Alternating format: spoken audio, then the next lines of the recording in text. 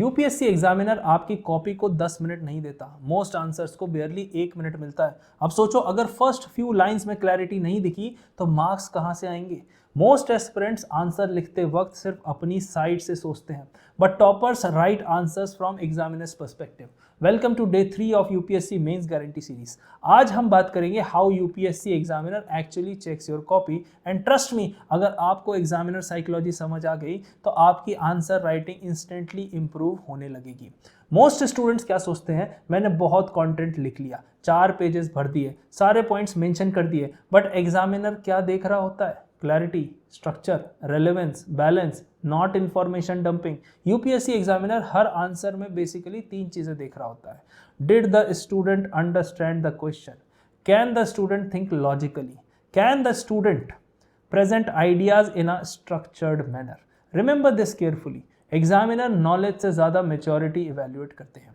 Suppose question है discuss the challenge of cooperative federalism in India. अब average student क्या करेंगे? फेडरलिज्म की definition, history, articles, long introduction, random fact, but topper क्या करेंगे? Direct question के कोर पे जाएंगे। Financial conflict, political differences, administrative coordination, GST dispute, governor related issues, policy implementation gaps. Why? Because topper समझते हैं एग्जामिनर को relevance चाहिए, encyclopedia नहीं।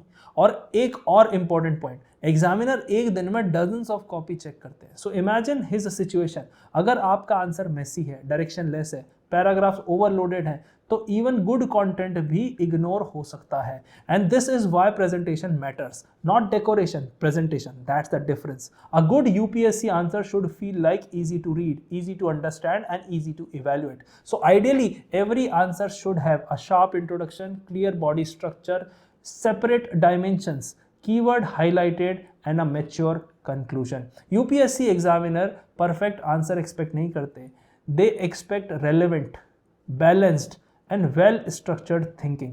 मार्क्स नॉलेज से नहीं, यूजेबल नॉलेज से आते हैं, और इसीलिए मेंस प्रिपरेशन का बिगेस्ट स्किल है answer engineering, not just studying.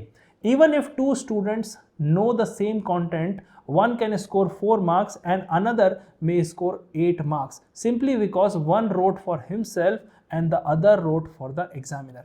Mains is not about proving how much you know, it is about making examiner feel, yes, this candidate understands governance and administration. This was day 3 of UPSC guarantee series. कल हम discuss करेंगे why knowledge alone cannot clear UPSC mains, one of the biggest myth of this exam. So follow this complete series right now because next 75 days can completely transform the way you write answers.